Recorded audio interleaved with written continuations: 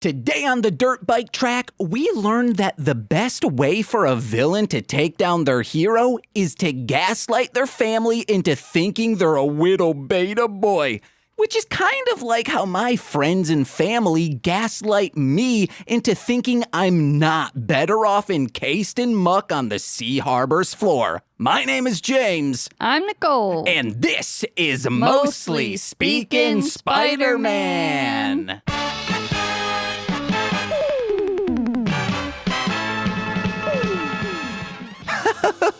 Hey guys, I just kind of had a good week this week. No crazy thing to talk about. You want to know what I did? Slice my penis, as previously explained on Formulaic. Listen to that, and you'll find out, whoa, James was Donald Ducking for 3 days, and somehow a slice happened on his penile unit? That's pretty bonkers. But I'd like to introduce my co-host. You know her as the woman bent on revenge, the emissary of hell, the bricks, my decade-long best friend, Nicole, darling homebody J-Kiss. The floor is yours. Hi. How are you? I'm good. Okay. That means that I'm stressed, but I'm good. Stressed? I'm nervous, but I'm good. You're nervous for why, my queen? I quit my job, and I'm trying to go out on my own. Uh-huh. In a blaze of glory. Paying bills with artwork. Yeah, you draw up something and maybe someone will see it and say, whoa, I'm paying buco dollars for that. Sure. What if you got into fine art and you got in with some rich people who are using you for tax evasion? Yeah. That'd be pretty nice. Yeah.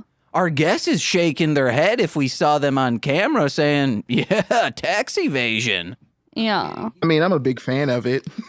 Honestly, I'm a big fan of it. He loves it, young buck, you aspire to be him. I appreciate people going on their own. Oh, definitely. okay. And I want to say congratulations, Nicole, on that, personally. But not the tax evasion thing. No, not that. Unless you get away with it, in which case, congratulations on that in the future. Most of it's just going to the fucking military anyway, so. We salute our soldiers and our executive chief commander, Biden. 100%. Would give a lot of the revenue that I get from tax evasion back to the troops. Hell yeah. Actually, to our real president, Fran Drescher. Yes. Real shit. Definitely. I keep saying that on podcasts. If anyone doesn't know, Fran Drescher of The Nanny, of Spinal Tap fame, she is the current SAG president. That's why I keep saying that. Oh, Nicole didn't know that. Okay. Yeah, president of anything, and I'll be there for it. Okay. President of high-end fashion currently, because I wish I could buy the thing she wears in The Nanny. Yeah. This is a pretty chill episode today. Does it feel like that? It just started. But it feels like, baby, we're just here smoking blunts and drinking hunts.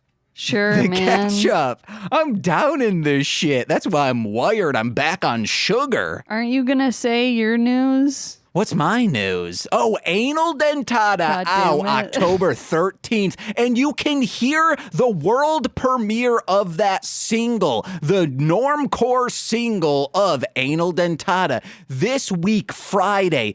Patreon.com/MLM pod, where for $5 a month, you get exclusive content every single Friday. But guess what? If you are not on any subscription tier, you can listen to This Existed discussing teeth and the world premiere of Anal Dentada for free. It'll be available for everyone. There you go. That's that news. No, big news. That's not what I was talking about. Oh. The second Friday of November, my drum and bass EP, God damn it. Rainy Beach Days, is out everywhere. No. We currently are in discussions with a big guest to possibly be on our 5th year anniversary. No, that's not it. Oh, okay. Well, that other news, I don't want people all up in my business, AKA I'm trying to evade taxes. Oh, exactly. Always. What? I'm with you. Sniffer.com/Marshland Monster. You can buy my underwear. Do you think will any one of our fans do it? I know I tried to Yeah, you're not should trying I to say say a name? And then I was like, no, I shouldn't. one of the fans seems Yeah. they'd hover over that purchase now button. Even just like as a joke, they still would probably be like thinking about it. I wonder which of let's introduce our guest. So are you just not? No. They'll find out when anyone who works at this place that I got a job at comes on the pod and I introduce them as either my Okay. boss, the owner, or I'm kidding about the second one, or a coworker. I mean, you could at least just say you got a job. Hey guys, I got a job. It was very easy to get because I just scooped in. Congratulations. I got Nicole's old job. Weird. Nick, can you please turn on your camera? I thought my camera was on. I'm sorry. It's super not. It was before, so I thought it was. That was my bad. Here we go. Hey, yo, sorry about that. I thought it was on. You know him from episode 6 from 5 years ago of this podcast and many more. You know him from his appearances on Formulaic as a rapper, JustNickPeriod. It's our good friend Nicholas JustNickPeriod Foster. Thank you for having me again. Always a pleasure to be back. I will definitely do my best with you guys, of course, willing to not have such a break in my appearances. Hell yeah.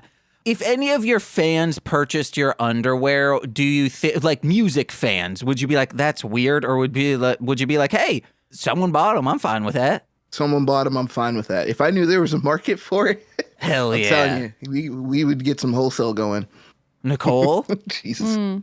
if you sold your underwear to like a Darling Homebody fan, Yeah, that'd be weird. yeah, I think it would be if we have a relationship and you told me, if I found, like, I know some of our fans' names, if I got an order from them, But also, like, I'm a woman, so Yeah, that too. It's different. if I got an order from them and they never told me and messaged me about it, it's just like, hey, I purchased this. Maybe they just want to leave a nice review so I have 5 stars on sniffer.com. Then I'm fine with that. But if they're like, hey, I got these and they smell sinful, I'd be like, okay, this is overstepping a boundary. I mean, it would just be that they crossed the boundary into a bigger fan. I honestly would be like, all right. I didn't know I could be accepted like this. Let's go. Sinful underwear. That would be the new edition. That'd be the line that comes out the next season. All right, you've turned me over. Literally anyone can comment this as long as you're not sending me pictures. Mainly because I don't need to see that. What would I guess I just double click it to give it a heart. What if they sent you a picture of them wearing it? I double click it to give it a, no, I give them a devil horns Exactly. emoji. Exactly. You just got to let it be. Whatever it is, you got to let it be. Actually, what I'd do is I'd kind of dom them and say, hey, I'll give a react to this picture if you send me $5. I think technically at that point, you're like, you might as well be a cam person or something, right? 'Cause I you're, like, wish. interacting. That's like a mutual, almost like a remote mutual like moment between you guys. That's good. It sucks that there isn't as big of a market for men's underwear and just men in general being a solo act. I mean, it just depends on the man, I think. I mean, if you bring that special sinful scent, who knows? The world's your oyster.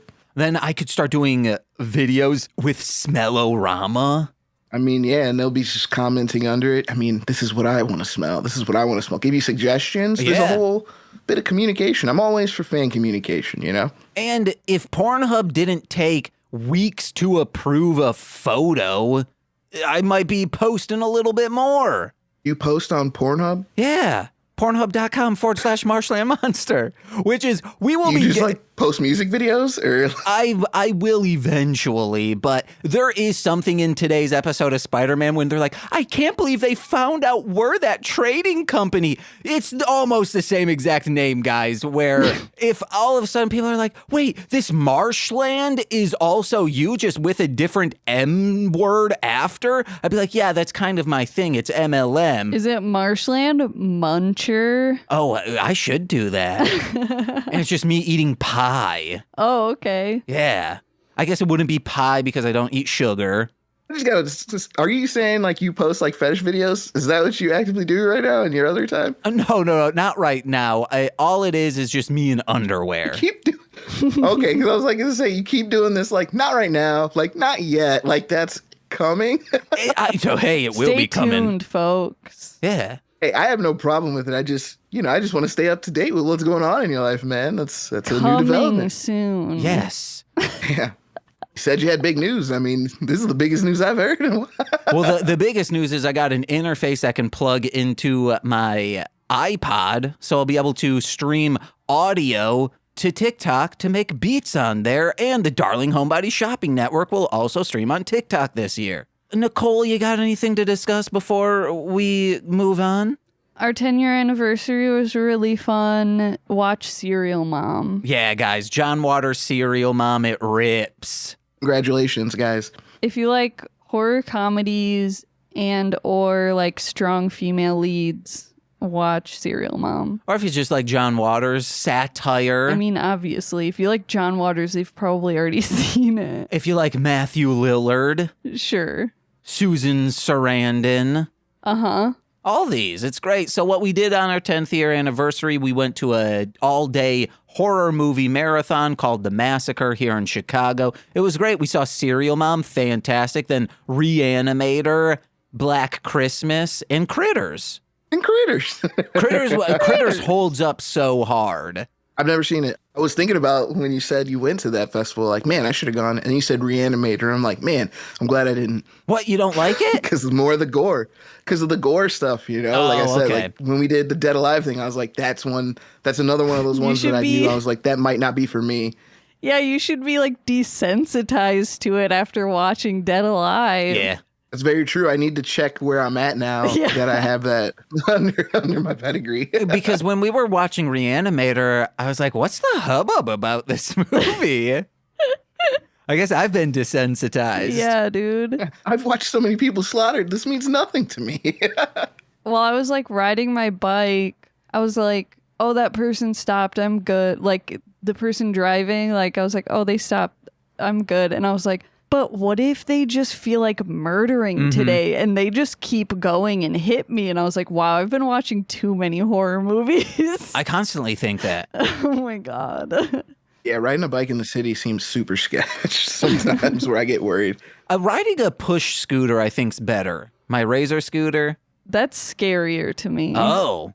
I used to get down on the Razor scooters until I like barrel rolled down like a hill in the burbs. You know how that is. Mm-hmm. So I just kind of took a break for decades. No. Also saw the horror short that Melzer directed and I scored. That was right before Critters. Called Nice. Special Delivery, Raise Your Own Hell. And you can watch it on YouTube. Yeah, we got to see it on the big screen. It was fucking cool. Got to see my name in the credits, Marshland Monster, music by. You got to hear it and like the speakers with the big screen. So you were just like living it, man. People were like, yeah. Mm-hmm. I'll make sure to check that out after this. You haven't checked it out yet? No, I'll definitely check that out. All right. It's only like, I don't know, 4 or 5 minutes. 5 minutes, yeah. And the soundtrack is available on Spotify and everywhere else music is found. But let's get into Spider-Man, Nicole. All right, Nicole's a little tired. We got to wrap this up in 4 minutes. Nick, what's your thoughts on Spider-Man? I'm kidding. Nick, normally we ask, hey, what's Power Rangers experience and all that? But it's all about Spider-Man. What is your experience with Spider-Man at large? Spider-Man at large, big fan of the Toby McGuire films. That was probably my biggest thing because I actually wasn't a fan of the X-Men or Spider-Man or honestly the Batman cartoons growing up. I thought they were super boring and I was a Power Rangers guy. So I didn't care about anything during Fox Kids except for that. I didn't watch it until then. Not even the Ripping Friends? Nah, I didn't care about any of that. But I watched all the Power Rangers and the rip-offs. So I watched like Mystic Knights, Beetleborgs, Masked Rider. I watched all that stuff because it was really about the martial arts for me, honestly. So Toby was the one that did it for me. I really didn't care at all for Andrew, that guy, or Tom Holland. I think Tom Holland's fine, but I think he just really was riding a wave of Marvel that is not really what it is now. And I think his last movie was only helped by Toby, but I'm a Toby elitist, so that's kind of where I am with Spider-Man. What's your favorite non-Spider-Man Toby McGuire movie? That's interesting. The Great I think it's Gatsby. Brothers with I forgot he was even in that because it was so Leo focused. But definitely Brothers with Jake Gyllenhaal. I thought that was pretty interesting, especially considering going back to Spider-Man that there was always rumors that Gyllenhaal would take over the mantle if Toby like left for money issues or something like that. So I was always interested in that, and that was my favorite one that he'd probably done outside of that. What is that movie about? I've never even heard of it. Can I explain it as someone who's never seen it? Go for it. All right. So I think Jake Gyllenhaal goes to war. No. Toby McGuire goes to war, and I guess he dies. And his lady friend, his wife, played by... Oh, I have no idea anymore. I don't remember. All right. It's played by one of, like an indie darling. You know her name. And then his brother, Jake Gyllenhaal, says, we've bonded together because my brother died and we were like best friends maybe. So like now we're best friends, you and me, and we've fallen in love. And then flash forward, Toby McGuire didn't die in war, and now there's this tension and maybe someone gets punched. Awkward. That is perfect. That's exactly how it goes. And I really liked it because Toby has always just been like this Spider-Man weird Boy Scout guy. In Spider-Man, in those movies, it got to a point where it was annoying how like upbeat and like happy he would be because of how good things were going at a point. And in Brothers, they found a way to make him not menacing, but just that type of military unstable with certain people unfortunately don't get the help they get after dealing with the tragedies they see. Mm-hmm. And the way he plays that really stuck out to me because I wasn't sure if he could be anything other than Spider-Man. And I kind of went to see the movie to be like, that's not going to be anything. But yeah. I thought he was really effective. So that's definitely my favorite non-Spider-Man project. You want to know the best mashup of two Toby Maguire movies? Let's go. Boss Babylon. Oh, he's in that, isn't he? I didn't know he was in Boss Baby. Yeah, he's in Boss Baby. Is he the baby? No, that's Kevin Spacey, isn't it? No, Ooh. it's the other fuckboy now, Alec Baldwin. Oh, ooh. Double ooh. Oh, yeah, Kevin Spacey was the cat. Was I he? forgot about that. Yeah, he had a movie. It was like right before, things went how it went with him. It was called like 9 Lives, I believe. And he like switches lives with his cat. Oh, wowzer. Or he turns into it and replaces it. I don't think the cat turns into him, but yeah, he definitely turns into a cat. Well, listeners, let us know what's your favorite Toby Maguire movie, not Spider-Man 1 through 3 or the other ones he was in. For sure. I do want to say, though, with this Spider-Man, yes, let's get into it. Out of all the stuff we've done and experienced, this is the hardest thing I've had to watch that you've given me, only because every single minute of this, I had something to write down, so I almost never got to watch it as a free-flowing experience in only 24 minutes. I had to stop it like every 5 seconds. My notes are so long. Well, let's get into so it. many things. Let's get into it. First off, initial thoughts. What did you think? Banger theme song from the Yeah. Wow. I was like, this is it. It hit me with that typical like theme song from like a lot of different Asian media I've seen where the lyrics are almost like limericks and like stories of mythical figures. Mm-hmm. I mean, some of the quotes, I think I have more of the quotes like later on, but it had some just absolutely like amazing things they say about Spider-Man in the intro. So the intro song is way better than we had here, honestly. One of the many things I see, because I compared this to the Spider-Man show we had, and I think that was around the same time, right? The 70s? Yeah. This is the 70s, I'm guessing. Mm-hmm. And this one, I'll just say off bat, this is way better than our Spider-Man in the 70s, because I saw that as a kid, and that was whack as fuck, honestly. I think there's such an emphasis on the theme songs for all these Japanese shows because their reasoning is like, it needs to be a fantastic 2.5 minute long song because it needs to be 2.5 minutes long so we don't have to make more show every single week. Very true. It made me laugh because I just thought about like if we had this theme song, all the different renditions it would have gone through historically, like how they love to beef up theme songs when they make a new rendition, like the Mortal Kombat movie that just came out. The thing that I hate about it the most is the fact that they took the a dance track 90s Mortal Kombat theme song and put like dramatic Marvel orchestra behind it. Like that is a theme song. And I personally feel like that's one of those themes that should live in the era that it came from. And I think I wouldn't have been mad, or anybody would have been, if they had just changed it by this point, because this is not that Mortal Kombat, and it definitely didn't have that vibe. And I just thought about like if, you know, for like Spider-Verse, if like Metro Booming had to do like a sample of Yeah, Yeah, Wow, and if they had like the orchestra music for Tom Holland and for Andrew Garfield, that's his name. Like if they had to keep redoing that, like he was dubstepping to Yeah, Yeah, Wow. Hell yeah. And it would be great alternative history. It would be central focused in the trailers of making it spooky and ambient like they do in horror movies now. Exactly, because it's like that would be the Spider-Man thing, because they definitely do that with the Spider-Man thing. Mm-hmm. It shows up as a wink in every iteration, and I would definitely pay to hear this iteration show up in those different forms. If I was better at music production, not saying I'm bad at it, I mean, if I could play guitar, if I could play all these instruments, I would absolutely, for an entire year, just each month, do it's from the 80s era, it's from the 90s, this subsect, this subgenre, and so on. Oh, yeah. It is beautiful. I mean, the intro is an A+ for me for this show. Like, I put everything within context because I felt like it could be easy to laugh at this show, but I feel like there's a lot of effort into it, honestly. And I was actually impressed. I enjoyed this episode thoroughly. One character in particular that I can't wait to talk about. Hell yeah. So what we're discussing today is episode 14 of Toei's Spider-Man, entitled, I believe Nicole read it off, it's very long, and I don't know why it's called this. A song for the father of a hero who can sing no more. Yeah, I don't get that one either.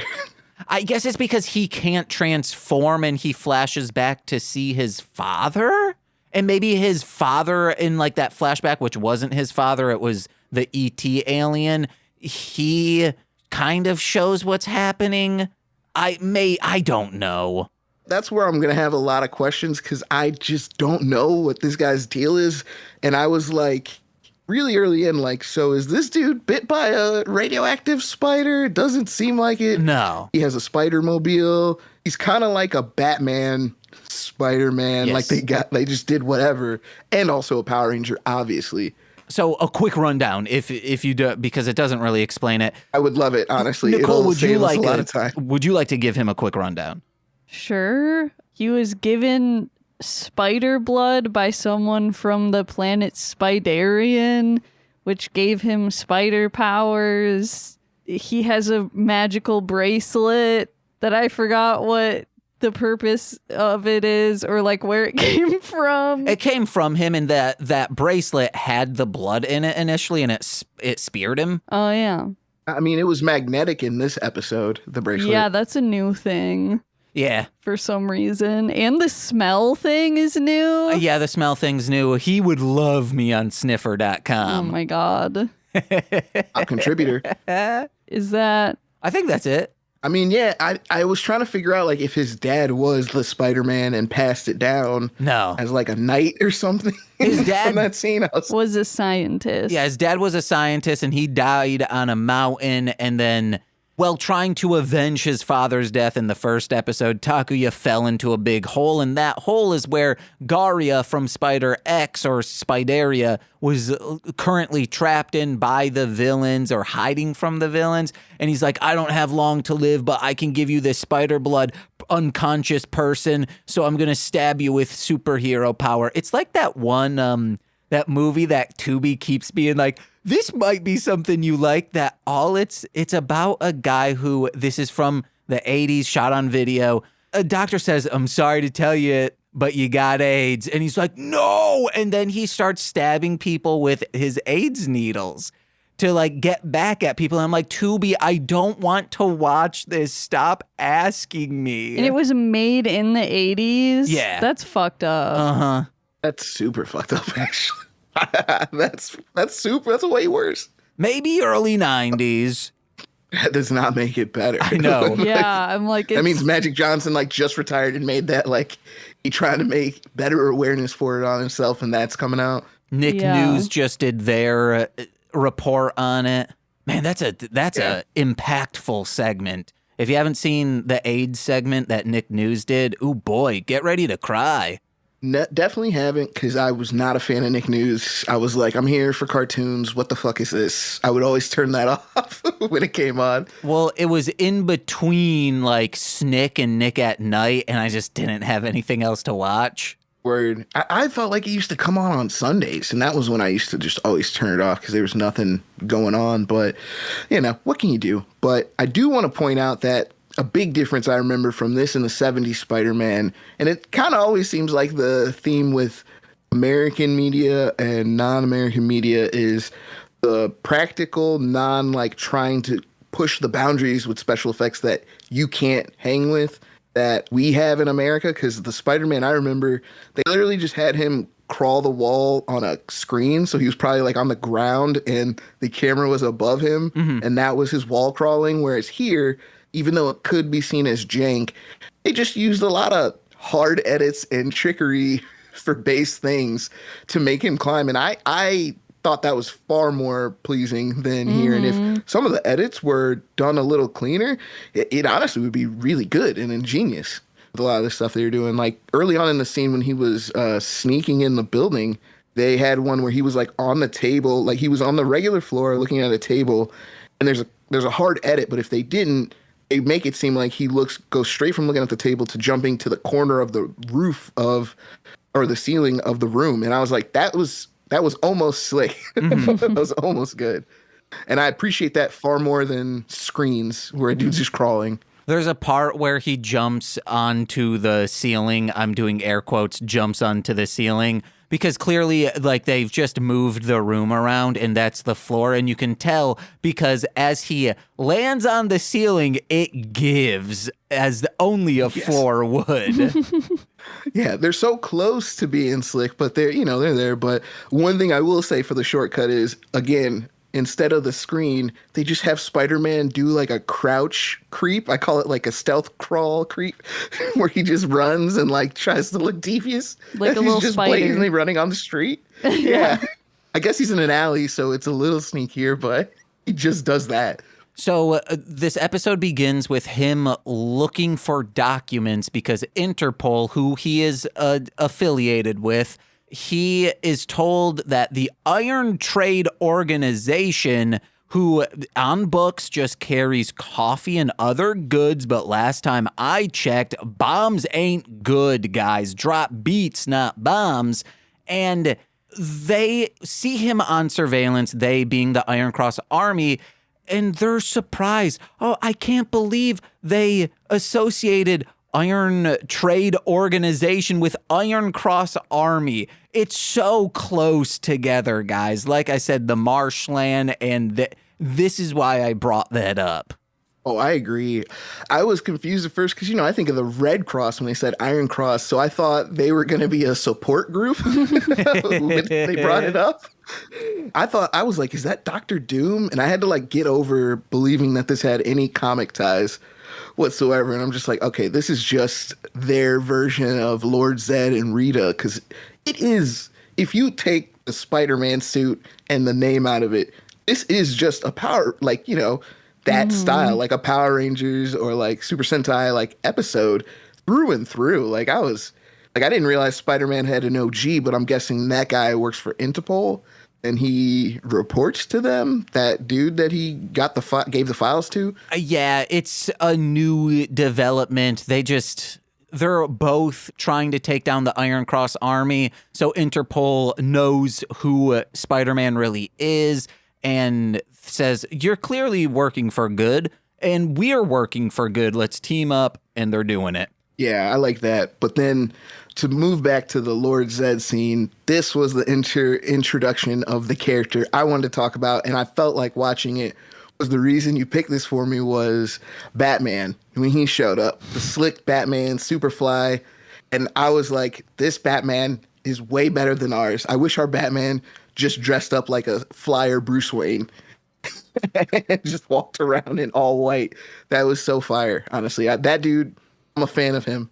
Off rip immediately. I feel like there's been a Bruce Banner in an all-white tux with a top hat on. I feel like that's like a 80s cover. But by the time they really, because they had Batman in the 60s, and even when they were trying to do it in the 80s until Burton gave his name on it, they were trying to get like Bill Murray and Eddie Murphy to do it to make Adam West. So they were already in the, like when Burton got it, it was dark all day. Yeah. Frank Miller, let's do it. So we never got that chance. But seeing this all white, smooth dude, like, don't worry, I'm going to work this out for you, my boy. And he just like goes to work. Like, that was my guy, man. I don't care if he was evil. I have an issue with this episode just because, as Torchyberry on the Citizens of Townsville Z explained Powerpuff Girls Z as this is the most, it's said, so it has to be real. You just have to suspend your disbelief. We're not going to explain anything because what's this Bat guy's deal? Why? Who is he? We're not introduced to him at all. And why is he a bat who can turn into a human form when none of the other BMEs have been able to do that yet? And why does he believe that it's Takuya? That's not explained. So they said that he is a bat-human hybrid. Okay. I like how hybrid equals shapeshifter to them. Yeah, I guess. And what do you mean, how does he know? There's no explanation of why is he saying it's Takuya. Because at the, what do you call that? Where the newspaper office. Yeah. The Iron Cross Army Amazoness is the lady. Yeah. And they got a letter from a fan that said, hey. No, I think that's them. Hey, we think it's Takuya. No, I think that they are planting that to Hitomi, so Hitomi is suspicious and maybe can bring that out. They never said that, though. Yes, but they never say anything. That's the deal. Because it's before the letter is presented, he is already saying, hey, I think it's Takuya. And then she's like, hey, I'm going to do this newspaper thing. So the only explanation from what we've been presented in the order we've been presented to is they planted that letter and only told Hitomi about it because she is friends with him. Mm-hmm. Again. I definitely had that question too. I was willing to stretch my imagination and say that like he had surveillance bats for like reconnaissance for when he pitched his game plan to his boss, because homeboy, Spider-Man sees that outside of his apartment. When he like walks outside, he sees one of the bats. So I thought maybe he just had a bunch of surveillance bats and got a hunch and they just didn't say anything. Cause I was under the assumption that since this was like episode 14, maybe this was an overarching plot line where Nothing. Unfortunately, they don't do that. No, I think there might be 2 episodes that have an overarching plot and that's it. This show would be so much better if it had overarching plots, but it does not. Absolutely not. I definitely thought that was like the season arc that has been going on. And he was like the culmination where he's like, I know you got this intel. I'm here to bring it in. So that just happens. They just do that. Yeah. And I don't know if we've seen it prior or if it happens later. There is an episode where Amazonas says, hey, I think this is Takuya, and presents reasons why. And it's crazy how if it's before, Amazonas isn't like, yeah, I had the same conclusion too. Or in the future, she won't be like, remember that bat guy? I think he was right. Yeah. But you're assuming that they're Why are you assuming they're separate? Like, the Batman works for them. Yeah. It seemed like that was his introduction to the larger group when he walked up to me, too. That was why I thought he was like some, I don't know, enforcer from their place that they made that came through when everybody else had failed. Because I was like, episode 14, they've clearly been working at this for a while in plots that all line together, and this is the culmination. So, yeah, other than that, I really don't know. I'm with you, Nicole. Yeah, I don't know either. But let's get through a couple more notes. I have some before we get to this part, which is pretty much Takuya realizes a faint hospital smell is what the Iron Cross Army and most elderly people have in common. It's just like there's like this sterile smell. Mm-hmm. Yeah. So once I go to a hospital, I'm going to be pinging everywhere. I'm going to say, oh my God, it's Iron Cross Army. Yeah, I wish I would have watched this again, but the next scene when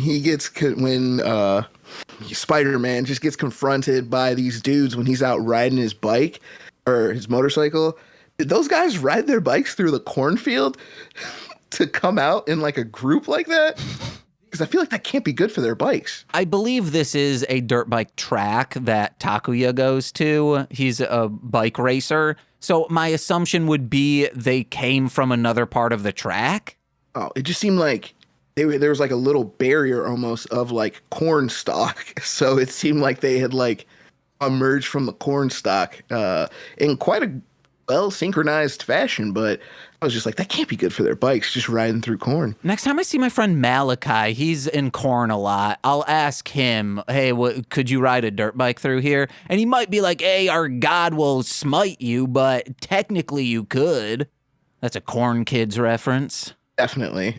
I appreciate it. I also appreciate the wheelie to punch Spider-Man in the face. That was pretty classy. I appreciated that. And during this scene, Takuya is brilliant at keeping his secret identity, as shown by Hitomi's reaction to like, hey, he might be Spider-Man, and how he reacts to being hit and like cowering away. I was just like, oh, guys, I'm hurt real bad. Sorry. But no, he's fine. Yeah, I was a little confused only because I wasn't sure of how Spider-Man worked. So I wasn't sure if he was like a Hulk or werewolf type, where it's like if he was avoiding them because if they push him enough, he'll manifest Spider-Man involuntarily. I wasn't sure if that was the case at first because he's like, they're trying to turn me into Spider-Man. I was just like, why do they have to try to do that? Why can't you just handle it, you know? Because even, I feel like our Spider-Man, like, when he's Peter, sometimes Peter will just, like, knock a dude out. But when he knows that, like, Peter will knock a man groping Mary Jane because he's like, hey, don't fucking do that. You do it again. Oh, you're doing it again. Pop you in the mouth. He's not assuming this is Dr. Octopus having plants around groping a woman. But Spider-Man in this series, he's like, oh, that's the smell. They are around. If I clock this dude too hard, I will be found out. That's true. He does point out their eyes, which I feel like I might have missed a shot, or maybe they just didn't pay attention because I felt like they were all wearing goggles. So I didn't see the eyes. So when he pointed it out, I was like, what are the eyes? And they're already like running circles around him. So I really was confused. Nick. But, you know, he said modified humans. So I was like, all right, I'm here with you. Nick, it's the latter. They had to say it so we could just assume. But speaking on modified humans, there was like a very short like close up of like someone's eyes and the irises were like red. Okay. I remember that from the amusement park but not from that scene. Oh, okay. I don't know. But speaking of modified humans, that's what my grandfather called tattooed freaks with penis piercings. Fair. But, you know, this is also my favorite part when my boy Batman rolls up again in his Batmobile, which just seems like a caddy in the 70s, and just makes quick Superfly action scene work of these dudes and pulls off my favorite move, which is ongoing. All of his moves with his glasses. This one, of course, was take the glasses off to Takuya. That's his name? Yeah. Takes his glasses off in front of Takuya's girl, gives her the smile, puts them back on immediately. Didn't even really take them all the way off. Just enough to see the eyes. And he just goes away. Like, that was all. Oh, he did say something. He was like, good, you're okay. That was all. He was so smooth. And I was just like, I want this guy's TV show, personally. It seemed like that shot was done in just one single take because when he goes to put his glasses back on, it seems like he felt he was already out of the camera. But he kind of just like drops his like smooth thing and he's just like, this is a job, and puts the sunglasses back on. Oh, yeah, definitely. And it was funny to me because I wasn't 100% sure what his motive was. I thought it was going to be to take Spider-Man's girl, I mean, I don't want to spoil too far, but like that's not really where that goes. And it just seems like he's being a superhero at that point. And he was honestly a pretty badass one. Like I would love that show if they just made a show about a dude like him and just made him wear the same stuff, but just not be a bat person. I would watch that guy. What I think he's trying to do is shame him to the point where he's like, well, I have to defend my honor. My little brother is disappointed in me. My girlfriend thinks I can't do anything to support her. And my sister, guess what, is feeling both of those feelings that my little brother and my girlfriend are feeling. Yeah, because he definitely laid some like sleeper cell game on his girl that I thought was gonna like come back. But now that you say it that way, it was like he was just trying to push him and insult him in all the traditional ways to make a man angry and try to go forward. So but I was on board, man. I was like, this dude is great. So I guess I was affected. It worked on me. Where I was like, fuck you, dude. You suck. I want this guy. Nicole, how would you push me to like be a man and defend honor? I don't know. What? Nick, what would you do to push me to defend honor as a man? I would take all your fans and make sure that they buy my underwear instead of yours so that you have to really dig in that bag and figure out how to get that collection going, get back on your shit. I'm sorry if you did that. I'd be digging something else, a pauper's grave. Because I need that underwear sale to survive. Yeah, that's how you go. You got to cut them off at the underwear. People don't get that. That's business right there. So, Nicole, what would you do to push me now that you've had time to think? I would get both of the cats to love me. Well, this just is a fairy tale right now. Wow. Yes, okay. yes. I thought you were going to say, oh, I would just take a scissor to any of your yogis, and that will make me do anything. Yeah. That's sad. What? That would be a sad day. Oh, okay. I thought you were saying it's sad that I love these yogis so much. No, so that'd be a sad day. That'd be me. Yeah, especially if Nicole I want to come over that. for support. Yeah. Yeah. So I have questions for you two about the setup of this family in this house, because it definitely seems like that Spider-Man lives in a 13-year-old's bedroom. And what is his relationship? I now know that kid is his little brother. Mm-hmm. Definitely thought it was a girl. Nope. So who is the older woman? I know the other girl is his girlfriend who lives with him. No, Hitomi just hangs out because she is friends with his sister, who is the other woman, and his brother. They all live together because their father just recently died. Gotcha. Okay. Now that makes a lot more sense. And but yeah, that was my only thing, because it just seemed like he had a really kid room, but he is clearly like a man, like a full man. Like I feel like he's my age now. He's doing that. I would think he's maybe 26 to 27. I guess they just look harder in the 70s. Like he had a lot of wear and tear on him that I could see. He wasn't using facial creams. Yeah, I definitely moisturize out here. You got to do it. He also did have the stress of not only his father dying, but on the same day his father died, he was injected with a known toxin called Spider X. That's fair. I'm sure that'll put some years on you. Yeah. Spider blood. Spider X. Because spider blood's not going to do really much to your body except maybe give you hives or put you in some sort of shock. But Spider X, that gives you the muscles. Yeah, I wonder. I actually don't want to say I wonder what spider blood will actually do to me, but I don't want to know of any testing like that. I feel like that's not productive at all to say I want to know that. Because it's also, how would you harvest that? It's such tiny amounts of blood. That's not the reason why, but yeah, that is also, get a really tiny syringe. Yeah, but in order to get enough of blood to see, hey, how's this going to affect us? Can we use spider blood as blood transfusions? No, we would look to horses or monkeys or whales even, things with a lot of blood. Yeah. Just think of how much blood is in a whale. Ew. Never thought about that ever until now. I bet Jim Cramer has. I don't. Who's that? From Saw? Oh, Because he kills a lot of people? Well, because he has to say, hey, you need to fill up 6 quarts. And people are like, well, that's almost as much as a... But if all of a sudden a whale's there, he's going to be like, well, I undershot this. Only 6 quarts? A whale's got 100 times that. Also, that's quite an accomplishment to get a whale into a saw setup.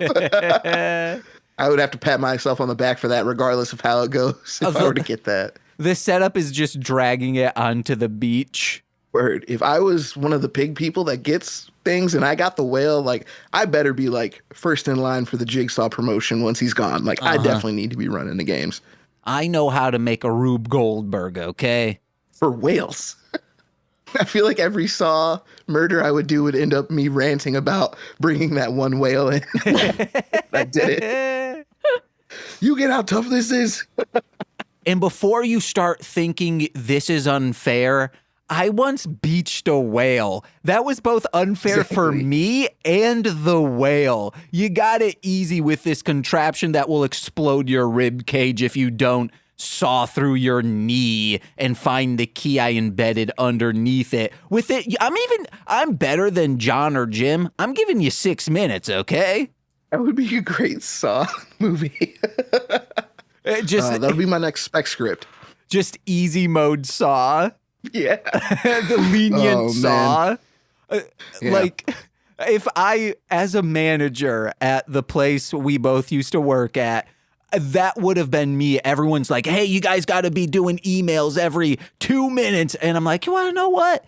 Every 4 minutes, that's fine. That's how I would be doing Saw traps.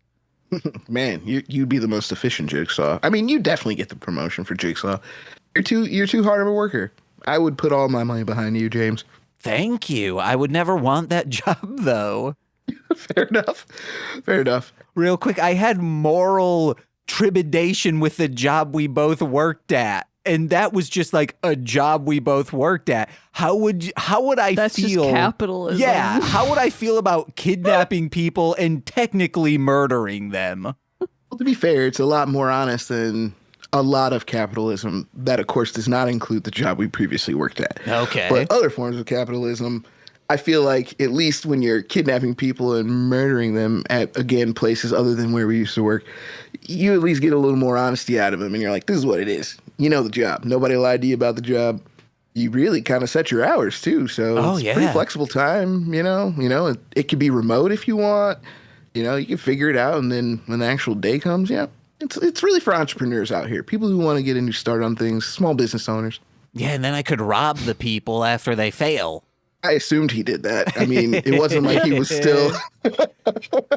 How else did he get the money? It always seemed like he had like somewhat powerful people or people with money in there. I know in the story, I think he was like a very prominent like architect or something like that, or engineer. So he had some money, but he definitely robbed people and siphoned. It was a bit of a pyramid scheme with the pig people too. Mm-hmm. Come in here, you can become great too, like me. And it really was just him taking their money.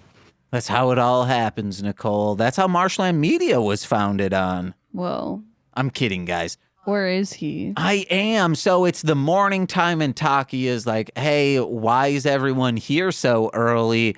And they're saying, we're going to go for a drive today. And Taki is like, no, what if we all get into an accident? Weird line of thinking, but he's probably assuming something bad will happen because I'm being looked at. I shouldn't leave with you guys. But then he should have just said, let's go for a drive, because now he's got to go to an amusement park. Oh, yeah. And as the resident grump out of the three of us, I have to say that Spider-Man was too grumpy even for me, because I would never be upset about going to an amusement park. Hell yeah, dude. And what's your favorite amusement park ride? I would say my favorite amusement park ride has to be the Raging Bull. I know it's the standard, especially for the Midwest, but I absolutely love that one. And when I first faced my fears of going on roller coasters, that was like the second one I went on, and that one just takes my breath away every time. So I definitely love that. My second favorite has to be the Batman one. I don't know if that's still around, but that one was amazing. And these are just roller coasters. Yeah, just roller coasters. I think 3D ride had to be the now defunct Terminator 2 Ride to the Future that they had at Universal Studios. Very good. That was fire. It was replaced with the Bourne Identity, and that's still pretty dope. Yeah, I've seen a little bit of that, but the way they did the Terminator one was like, I remember I had the Terminator, because I love the Terminator series. I had the Fuck You DVD set and everything, and I would watch all the special features, and they had a whole feature on just that. And I remember seeing that, wondering like it'd be cool if we went there one day, and then like to actually go see it, like that was a highlight of like being like a theme park visitor for me, for sure. Nicole, what's your favorite kinds of rides? Dark rides. Okay, hell yeah. Any favorites? I mean, Pirates of the Caribbean. Ride that one like 50 times. I love E.T. Yeah, that one's cool. E.T. was good. I love the ending when they used to generate the names No, they and still with do like it. a keyboard. They do? Yep. That was so bad. My Eric, my Anna, my Nick. I just remember that. Like just laughing at that. 'Cause there's just somebody just typing feverishly. Well, no, it's not typing. You type your name into it, and then you scan the little card that they're given, and then it reads whatever you typed onto that, I believe. My guess is No, I think the people type it in. it's smoothed out. They know what they're doing. Yeah, because if we type it in, there would be a bunch of fuck faces, like by the end of But that. I think they would have technology. Like there was this thing my niece had when she was a child. It was a caterpillar with all the alphabet on it. And if you tried to spell any curse word, it would just go, Instead of saying what the word is. yeah. Yeah. Oh, of course. I would just hope that, as my morbid self, I would hope there would be like a massive alarm like, that is not acceptable. That is not acceptable. Because it would sound out so you could go, f. And if you try to go, f, it would go, f. Shout out to them. That's a good alternative. I would be frustrated by not getting that. So it would irritate me at the same time as getting its job done. So my favorite rides, I love the Viking thing. It's a big pendulum because it makes your fan. Yeah. it makes your pee-pee bump feel good. And then Not for that reason. I'm a big fan, but I respect that for you. I'm like, what? I would ride that at Michigan's Adventure all the time because it like the G-force just it sinks your pee-pee bump down and it feels very good. I was making What's a Michigan's Adventure? Sorry, I'd never heard of that place before. Michigan's Adventure is in Muskegon, Michigan. It's a huge theme park just in the middle of nowhere.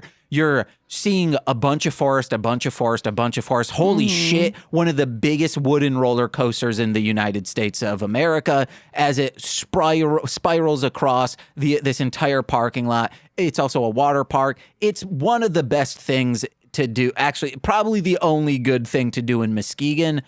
And 2 parks for the price of one. Hey, bring your Dr. Pepper cans to get $5 off in admission tickets here at Cedar Point owned Michigan's Adventure. Because it's also a water park. For 2 parks for the price of one. If you're one of the lifeguards there, you want at the big, just straight down slide. Yeah. Because the scary one. Yeah, because sometimes people's tops flop off. Yeah. Sometimes, yeah. That sounds dope, though. I mean, ever since Defunctland converted me, man. Like, I always have, like, a passing interest in theme parks because of that. Like, that guy, his name Kevin Perjurer, guy's a genius. I hope he gets, like, a TV show or something. Eventually, because Lil Corey King from This Existed, he's from Michigan and has been to Michigan's Adventure. We want to take a bunch of Chicago friends someday to Michigan's Adventure. Put me in that, please. I definitely want to go check that out. Honestly, I've been wanting to go back to Six Flags. I've never experienced Fright Night before because I was a loser in high school. I wasn't a loser, but I just rather play video games. So I didn't really go with people. And I would love to like actually see what Fright Night was like all about. That was 10 years ago. Nicole and I went. How'd you like it? It was fun. Yeah, I've been a couple times and it's fun. They do like make you pay more if you want to go on the like in the haunted houses or whatever. I did hear, so my brother went, I think last year, and he said it was kind of disappointing. Like, I don't know if it's because of like COVID or whatever. Like I don't know. He said it wasn't as cool. Pearl just went, aka Torchyberry, And we discuss it on Citizens of Townsville Z, and she was kind of disappointed by it too. Yeah. Yeah, I think the problem is the rise in haunted houses kind of like kill that vibe, because I know they can't go as hard as other haunted houses that are like prominent in the area. So I feel like if they're not actually scaring you, it's probably like annoying partly when you're trying to just go through Six Flags, because they just have like soft scares. Yeah. You know? I would not be interested at all by that, but I still want to try it out. And Nicole, you went to horror nights at Universal Studios, and that place is just oversaturated, and they're clearly selling too many tickets. And it's just so many fucking people. You were able to, for the entire night, go to 2 haunted houses? Yeah, it was like an hour sucks. wait for one haunted house, but it was fucking cool. I was sad because apparently when my sister gets scared, she runs.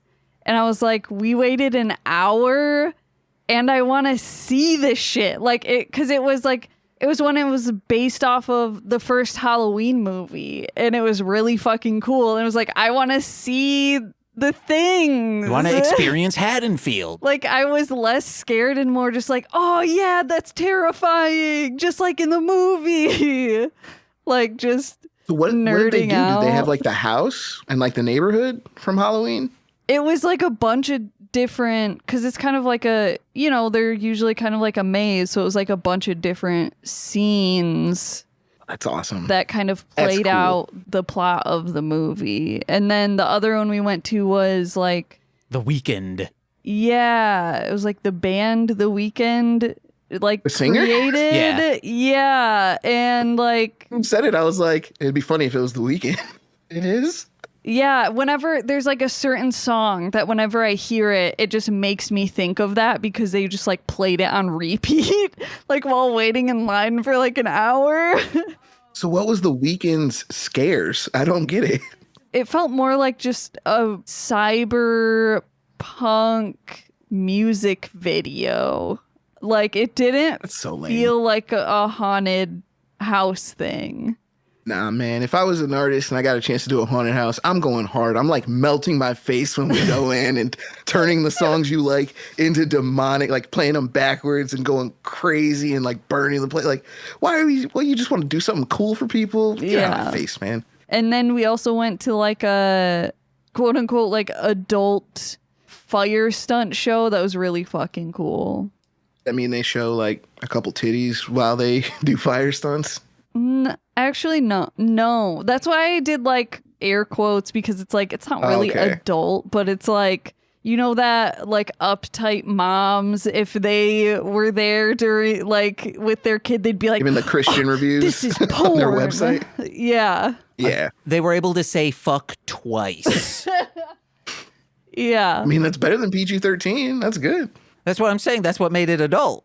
That's so corny. That's fair. I mean, I'm sure that weekend thing was like his attempt at Captain EO that Michael Jackson did back in the day, but that's so corny. I wouldn't know. I wasn't able to attend. Yeah. I had COVID. I mean, that's not funny, but I was just like, damn, that sucks. But I was at home watching Chunky. Yeah. What's that? Is that a horror film? It's how we say Chucky. How you say, I do Oh. not. You love Chunky. Season 2 of Chunky rips, guys. Watch it. It's on Peacock now. Boy, oh boy, does Jennifer Tilly. On episode 4, it is one of the best hours of television I've ever seen. I'll have to check that out. I mean, I watched the first season. Jennifer Tilly's had my heart since like Liar Liar, though. So I don't really, I'll watch anything she's in. Episode 4, she's so fucking funny. Yeah, if you love Jennifer Tilly, you should watch season 2. Just skip to episode 4 because my that God. is like within its own realm. Oh boy, it's so good. I do want to know what happens, so I'll watch the whole Okay, season, but I hell yeah. will pay special attention to episode Yeah, 4. like I'm not a fan of Chucky, and I enjoyed it. Yeah, I mean, it's a fruit. Like, I was surprised they made what they did out of the show currently, but I guess I shouldn't be because those last couple movies before the show was made, I was amazed at how actually interesting they were. So it's kind of cool that like this is going in.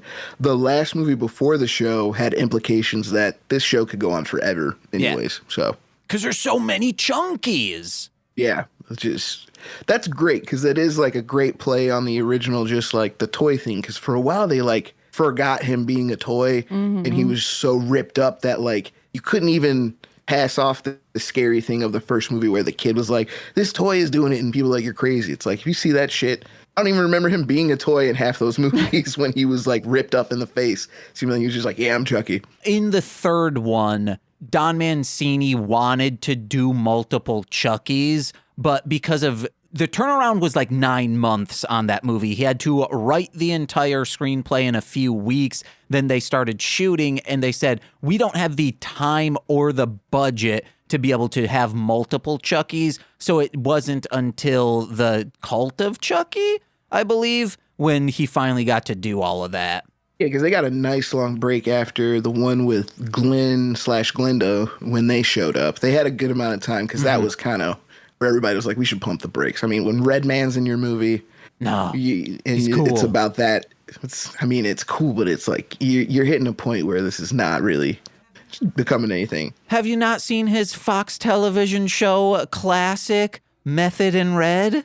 Yes, I did, and I love How High also, but I don't want him in Chucky. Those are largely the reason he ended up in that series, but I understand it for the third movie why he had to work so hard because that second movie, I don't think anybody expected that to be such a banger that it was after the first one. They thought it would be just a regular thing, but the second one is my favorite by far, and like the way they get rid of Chucky in that one, I never forgot that. Even as a kid being scared, I was like, this is awesome. Like that was the right type of scary for me. Hell yeah. This is my last thing, and then we'll get back to Spider-Man. I want to see Redman in season 3 of Chunky. It would be very fucking cool. He probably dies in the movie he's in, but we've seen other characters come back and play other characters, so why not?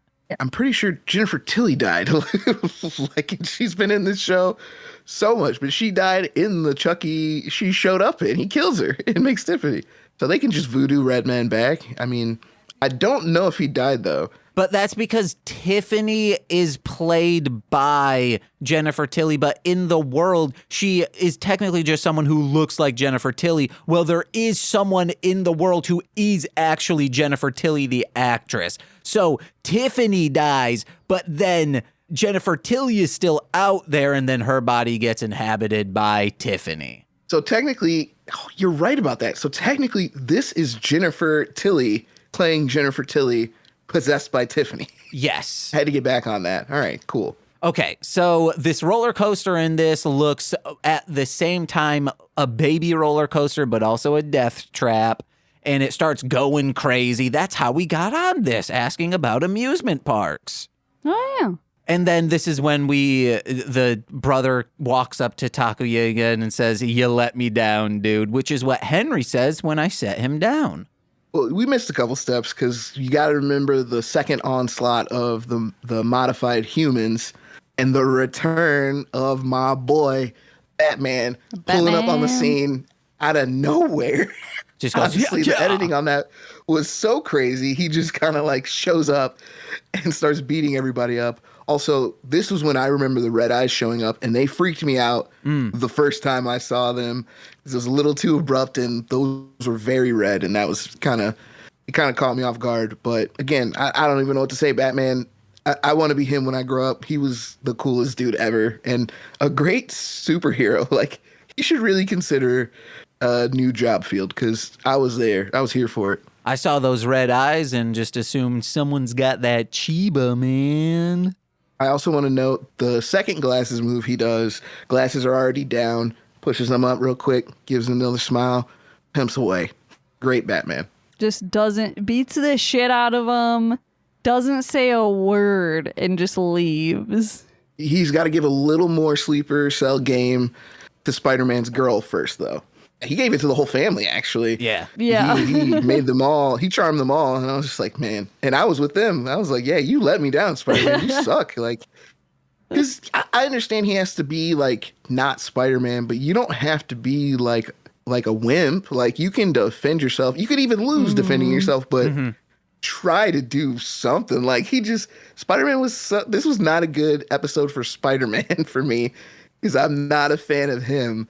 But at least at this point, I will say I had a little bit of a change of heart towards the end. But right now, I'm a member of the family. Like, this guy's great. What's wrong with you? No, I truly respect his commitment to the bit because, as I've said before, the first time someone says, Spider-Man saving the day and you're just a beta boy, I'd be like, all right, hey, look at this. I slide down my shirt sleeve, I show the wrist thing, and I click the button and the suit goes over me. And I said, I'm the one who's been saving you this entire time. Don't tell anyone. And then I'd take it off and they'd be like, mum's the word. I apologize.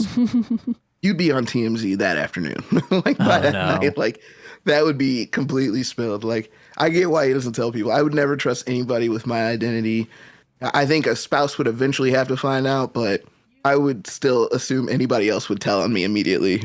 Yeah, you don't think that his little brother would just go and tell everyone that his brother is Spider-Man? I'd punch him in the trach just so he couldn't talk anymore. I'd say, you pushed me to this, and you can't be trusted. Wow. Great brother, James. And be lucky I pulled my punch, okay? Because I could have just... Yeah, I feel you. I could have punched right through your throat hole you. like they would have done in Dead Alive.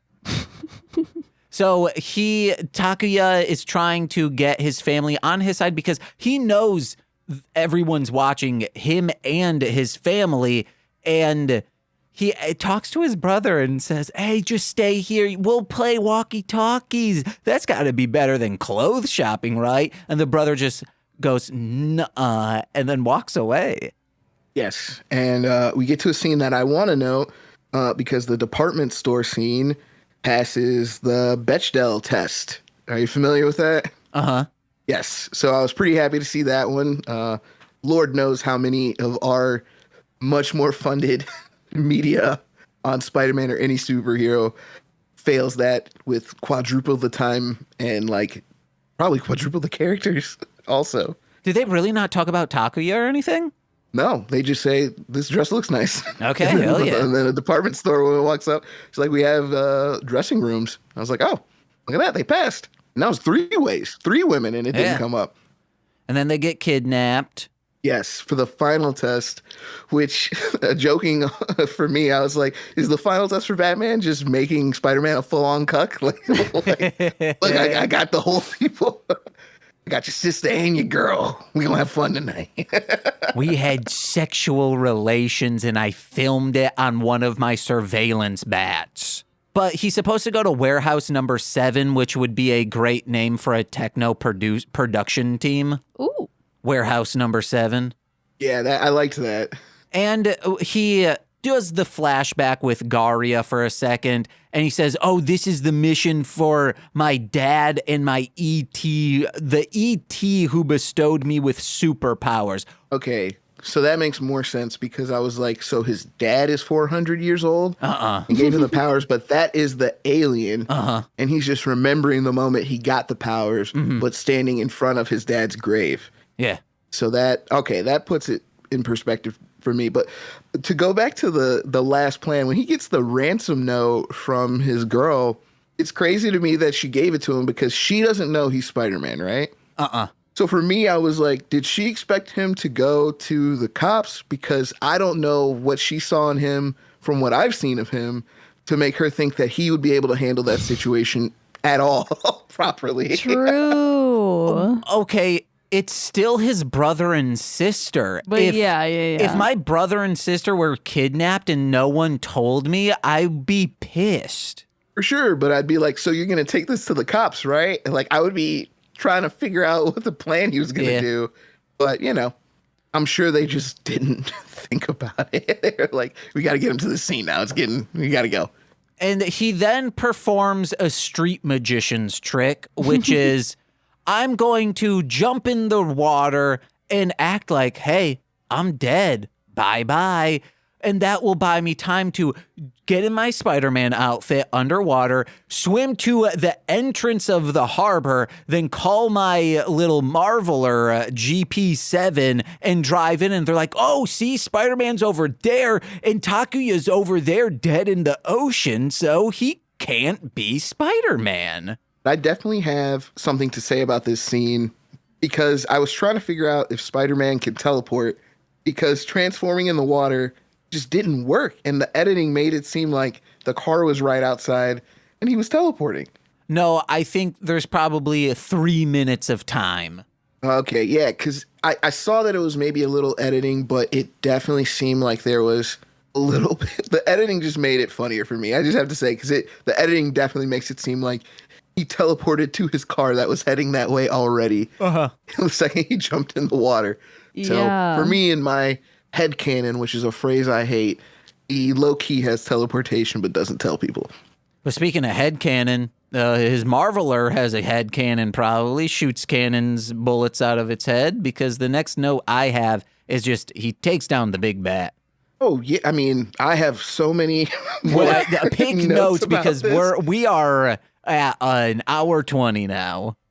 I understand.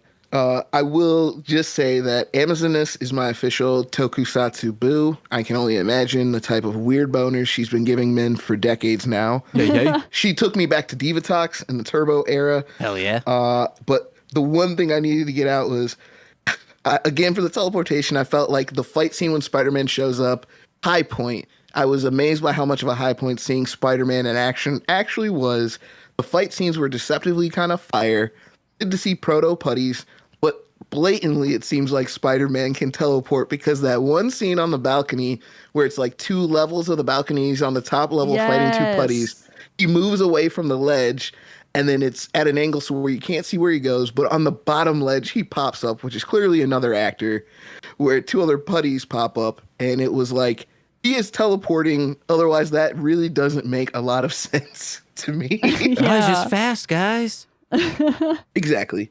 I also appreciate that they never say web in this, and I've wondered if maybe that was just a translation thing where they have words that have multiple meanings because they said spider net, and I was like, it makes sense if we just, they have words for multiple meanings. But yeah, the rest of it, when Batman shows up, his least cool part, because he's just a generic Spider-Man, Power Rangers villain. And it really seems like they just brought it home at the end, where I almost wish it was longer so I could get more of this kind of, I don't want to call it cheese because it seems bad, but I don't think it's bad that it was cheese, but I wanted more of the cheese, like the quality cheese. Yeah. But I enjoyed it. Hell yeah. My 2 last notes are he gets pulled out of the muck in the harbor floor and he's covered in this grime, and the narrator is saying, hey, everyone else thinks he's a clueless idiot, but if only they knew he was Spider-Man. As the EMTs around him to wake him up just splash him with a bucket of water to get the dirt out of his face. And then he's like, huh? What's going on? Yeah, they low-key roast him because they do that, and then they also call him lonely multiple times. Like, and I get they mean like heroic lonely, but it really comes off as like, look at this lonely loser man taking on the world. But love it. I especially love the all your base are belong to us at the end with the Spider-Man becomes meets boy with a weak heart for the preview for the next episode. That was my favorite line of the show, other than here comes the man hell-bent on revenge, Spider-Man, which is the way I always want to know my Spider-Man. Okay. Nicole, do you have any last notes? No. Nick, we end on this. Spider-Man is generally, in most origin stories, bitten by a radioactive spider to get powers that of a spider. So if you were to be bitten by a radioactive any kind of animal, what would it be? What powers would you have, and how would you use those to take down the Iron Cross Army? Probably an American eagle, because I'd be protected and I would be able to use my patriotism and the lack of thought of overtly patriot people to create an army of zealots to take down the Iron Army and then take over the world myself under the guise of the American government. Hold on. You wouldn't form an army. You'd form a militia. Oh, yeah. I mean, I feel like enough militias just make kind of an underground army. You know what I mean? No, the guys who want to join this patriot army want to be called a militia. They're going to be called whatever the bald eagle tells them they're called. That's why I'm a bald eagle. Oh, okay. You know, how can you say no to me? I'm a bald eagle, bro. Just let me look to the side. I'm America. I like a mulleted eagle. I thought about a mulleted eagle now. Like, that's great. Would you fly? Would you pick people up and drop them like an eagle? Yeah, I mean, mostly I'd just scratch their eyes out and make it very uncomfortable for them. But pretty much the flying is the main reason. I knew when you said any animal, I wanted to fly more than anything. And, you know, protected, that means if they try to hurt me, then they get arrested on top of that. So then they'd have to fall under the weight of the legal system and the prison industrial complex. You know, I just use all the tools that America uses to crush its citizens every day to destroy the Iron Army, because that's the one thing that the Iron Army can't defeat, and that is America. But the Iron Cross Army is all about, you know, the free trade capitalism. Yeah, but I just would rather handle all that stuff myself. Like, Okay. you know, like I'm really just trying to destroy them so I can take their place and do it better. Oh. You know, that's American. Hell yeah. Well, we got to salute and sign off on that. Nicholas, thank you so much for being here. Again, thank you for having me. It's always a pleasure. I really liked talking about amusement parks. I almost want to do an amusement park thing. I could do that forever. But thank you. The Spider-Man was awesome. I'd never seen it before, and I was pleasantly surprised. Heck yeah. You got anything to plug? Yeah, I got an EP coming soon, a homemade EP, which James is very much helping me with. And I have some scripts I'm working on. You can read scripts from me on Coverfly. I have a pilot called The Other Side. I have a horror screenplay about a theme park called McCarry Mountains that you can check out. It's currently being submitted to a few contests. I have tons of music. You can find me everywhere with the name Nick, N-I-C-A, and an actual period, or just looking up 3 words. The word just, the word Nick, N-I-C-K, and the actual word period. And you can find me everywhere online. Heck yeah. Nicole, what you got to plug? Well, you know me. I'm Darling Homebody on social medias. You can visit darlinghomebody.com to view all the things that I make. I got lots of stickers and stuff. You can also join my monthly sticker subscription where you get a sticker every month. It's pretty cool. Uh-huh. And be on the lookout for the Darling Homebody Shopping Network coming probably in November. Yeah, we do. It's kind of a big deal. Everything's 20% off, and then we do like crazy shit. There's also like bonuses of like giveaways and all kinds of stuff. We're getting to $1,000 in one night this year. Last year we were like $40 or like $60 short. So this year we will do it. But hey guys, listen to my music under Marshland Monster. That's 3 words. Anal Dentata out October 13th. But head over to patreon.com/MLM Pod, where for $5 a month you get exclusive content every single Friday. But this Friday, aka tomorrow upon release of this, you can listen to Anal Dentata world premiere on. You don't even need to be subscribed. It's there for free to listen to. This existed. Us discussing Teeth, the 2007 cult classic. And if you're a $10 patron, you get all of that, plus monthly bonus content where you could listen to Nick Period and I discuss Dead Alive, Peter Jackson's famous movie. It rocks, guys. And you get shout-outs on every single free feed podcast. So let's begin with those, starting with Steve F., Eric Berry of Ranger Command Power Hour, Alex Z., the Waz Orion, Jordan B., the Chaos Witch, my Bickle brother in common law, Joshua Jacobs. He texted me happy birthday a couple days ago. Steve Barnes of Sweet Child of Time, and Intro Void, who has remixed Anal Dentata. The Womb in Which I Emerged, my mother, Lil Corey's BFF, Shane, That Fed, twitch.tv/Core Winning, it's Corwin, and from Formulaic and the Rom Complex, it's twitch.tv/R2Shelby2, it's R2Shelby2. I've been James. I'm Nicole. And we've been Mostly Speaking Spider-Man. Bye-bye. B. Long live Toby. This has been a Marshland Media production, produced by James McCollum. For more content, please visit MLMpod.com. To support our network and have access to exclusive podcasts, head over to patreon.com/MLMpod and sign up today. Oh, yeah.